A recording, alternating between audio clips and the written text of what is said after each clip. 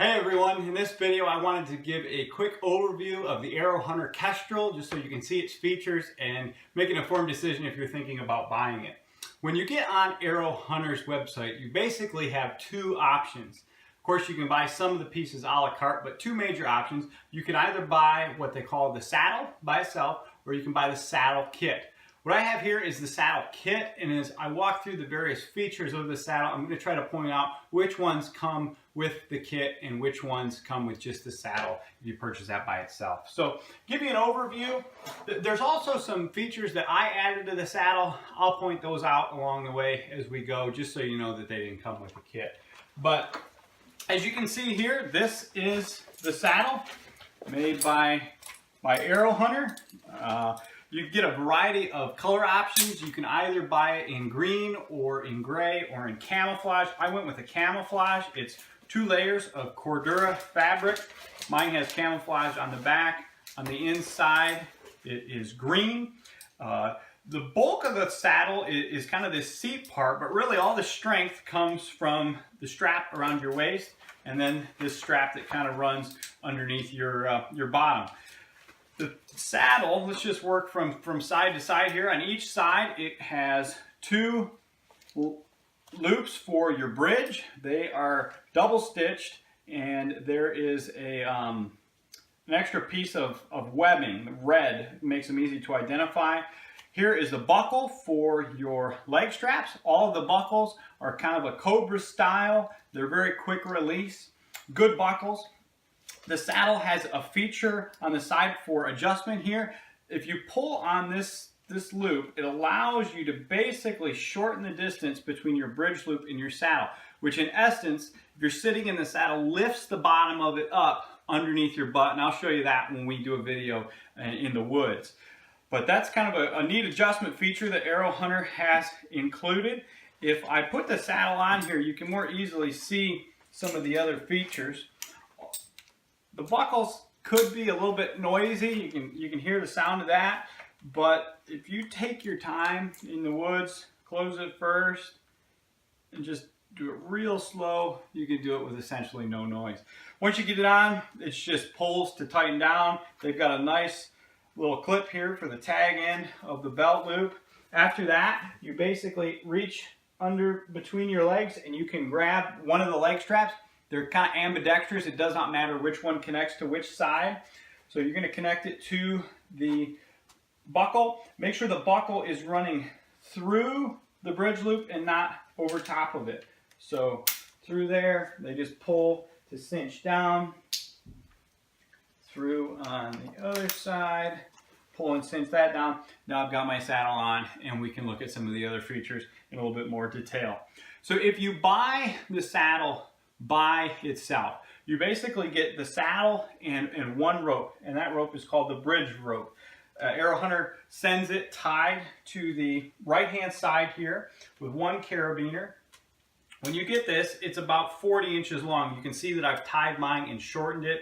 Mine's about 28 inches from end to end. A lot of people find it comfortable anywhere between 24 and 30. You're just going to want to play around with it and see what's comfortable. Don't be afraid to untie the knots, because Aero Hunter in the instruction manual shows you exactly how to retie all the knots that you have. So this bridge rope goes from your bridge loop on your right side to the bridge loop on the left side.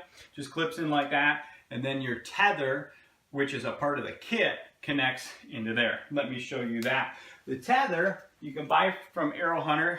It comes in either a 6-foot or a 12-foot option. I think it's $5 for the 12-foot. So I just went with the 12. You can always cut it shorter if you don't like it. So it comes tied with 2 loops. The bigger one is the one you're going to feed around the tree, and I'll show you that when we get outside as well. All of the ropes come with Fusion auto locking carabiners. They work very well. To open it, you just push up, twist, and it opens. Then to close, you just release, and it auto locks. This right here, this orange piece of equipment is called a Ropeman 1, made by Wild Country. This is not a part of the Aero Hunter kit. It's an add-on. I would encourage you to check those out. They kind of grip the rope automatically, and they allow you to very easily move your carabiners up and down the rope. So that's the tree strap. That comes a part of the kit. The second rope that you're going to get as a part of the kit is your lineman's belt. Once again, Aero Hunter includes one carabiner with this, and they tie it to the other side. The lineman's belt goes in the lineman's loops. These are really well done. They're triple stitched across the back, extra piece of webbing on the inside for reinforcement. Makes them super easy to identify. They stay open, so really easy to clip into even in the dark. But the lineman's belt, I think it's about 8 feet long.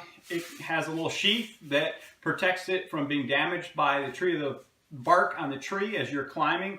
Really good feature.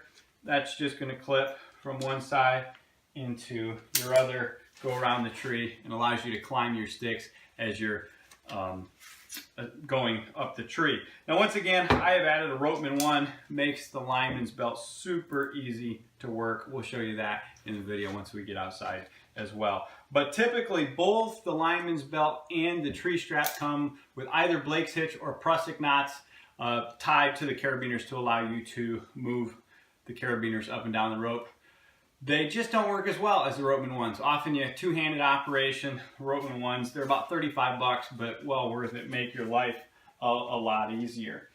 So about the only other thing I want to show you in the overview video here, I have added kind of a dump pouch. You can buy these on Amazon, eBay, a variety of different places. I think I paid like $8 for it.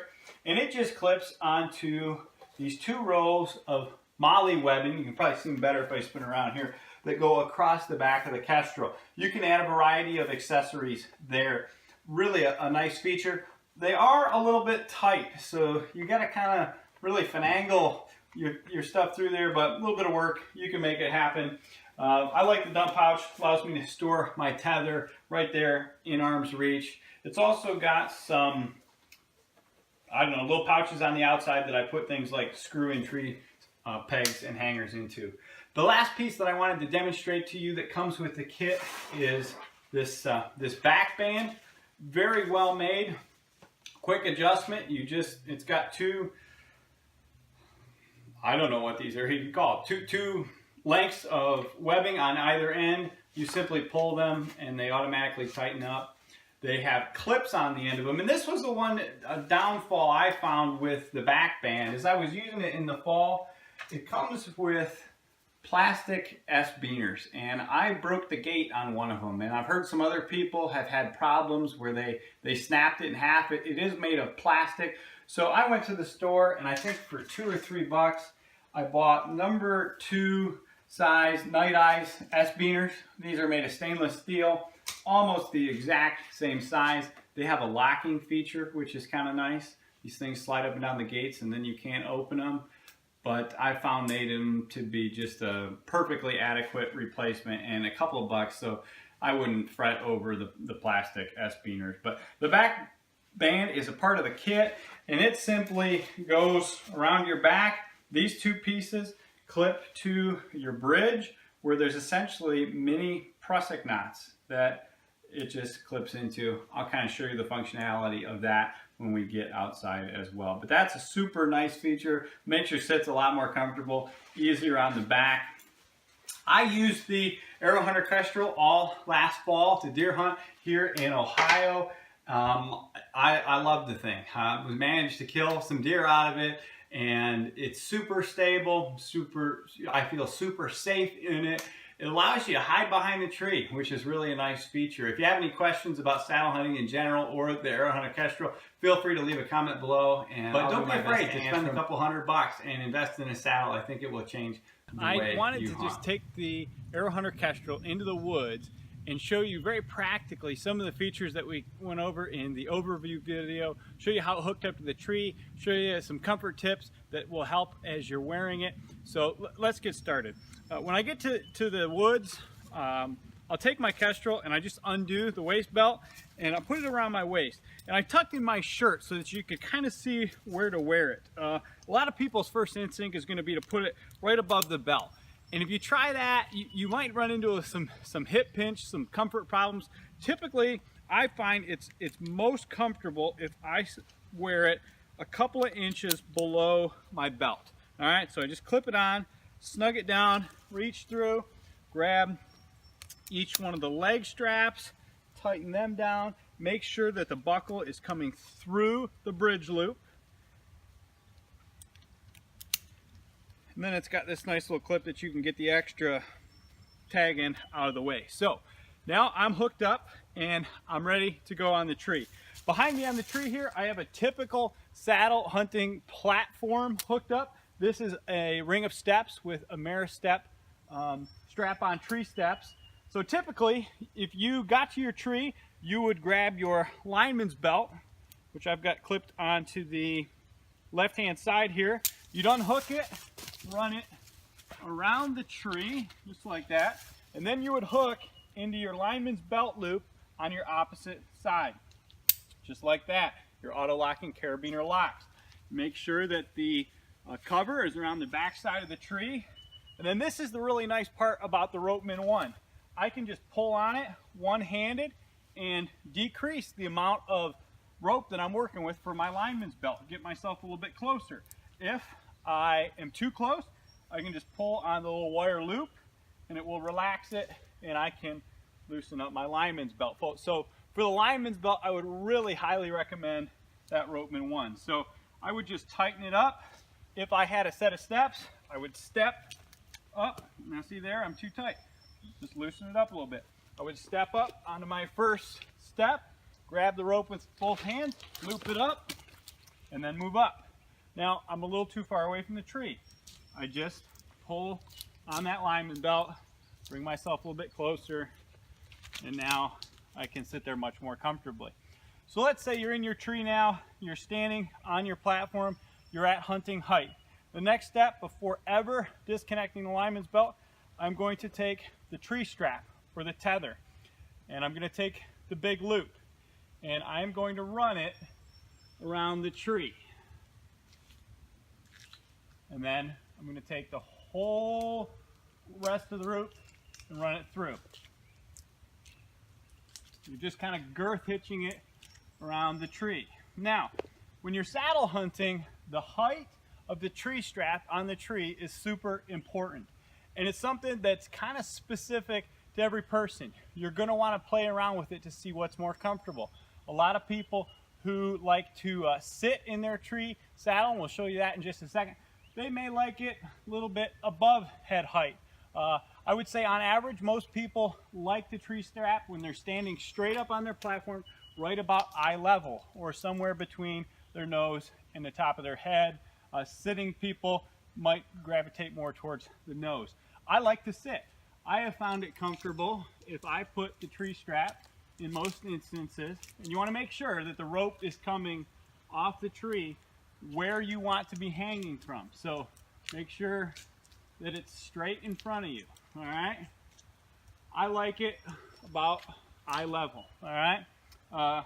Keep as much pressure on it as you can, and you're going to then clip into your bridge. So you grab your bridge rope, which is always on the Aero Hunter Kestrel, hooked on your right side.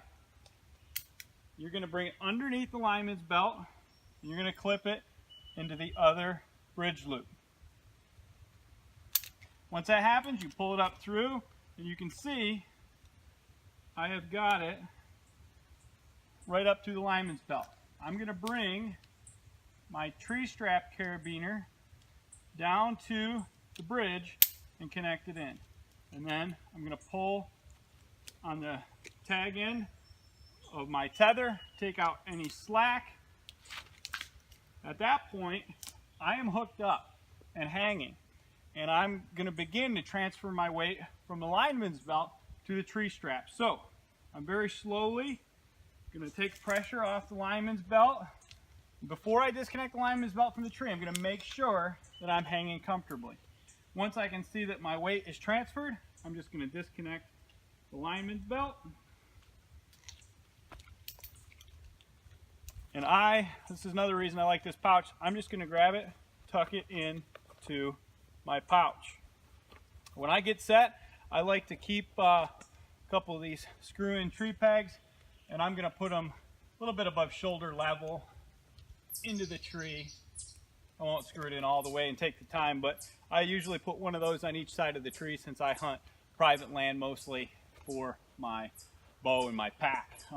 So now, as you can see, I'm hunting, and a lot of times I'll take the end of the tree strap and I'll hook it into the carabiner, and that just prevents, if there's some kind of a failure on the ropeman one's part, I'm still going to be connected from the tree to my carabiner.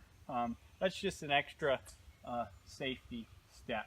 So now I'm sitting here and I'm hanging. I can adjust by standing up, taking a little pressure off. I can shorten my lead strap, or I like to sit. So what I'm going to do is I'm going to lower it, all right?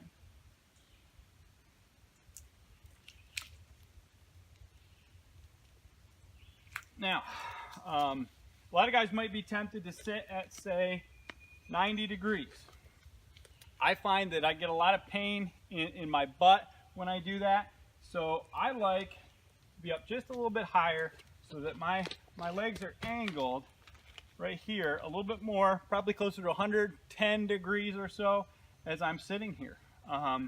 From here, there's some adjustments that you can make to the saddle if you're a little bit uncomfortable. You can continue to play with your tether. You could stand up, take some pressure off, move the tether farther up the tree. And then in the saddle itself, there's these adjustment loops. And you just simply push down on them to take the tension out, and that's going to relax the saddle underneath your butt. If you want to tighten it up, maybe you kind of feel like you're falling forward, all you do is grab it. I like to do both of them at the same time, and you can just kind of hop, and it puts a little bit more of a cup in the saddle underneath your butt. So a lot of adjustability there. Play around with that, see what's most comfortable. But that, for the most part, is how you use the saddle when you're in the tree. I like to sit here.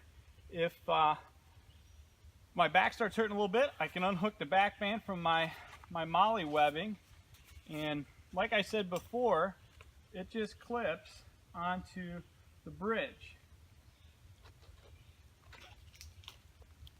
You want to make sure you've got your prusik knots, one on each side of the carabiner, but you just simply clip it onto your prusik knots, one on each side.